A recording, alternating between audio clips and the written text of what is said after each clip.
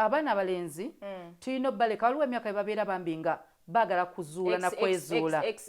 nga tobatiisa mwana muwala bagayidinge ku relationships nti omwana waba ali 16 omuzadde simanyi lwaki obeera surprised nti alina omuwala gwali attracted to tolina kubeera surprised it is normal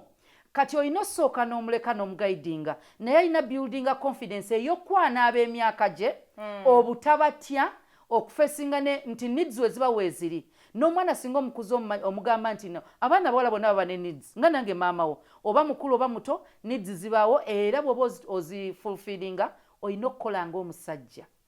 bw'aba omwana omuto omulenzi atya okwana at 16 naweza 18 naweza 25 antisu omukazi amwekwanidde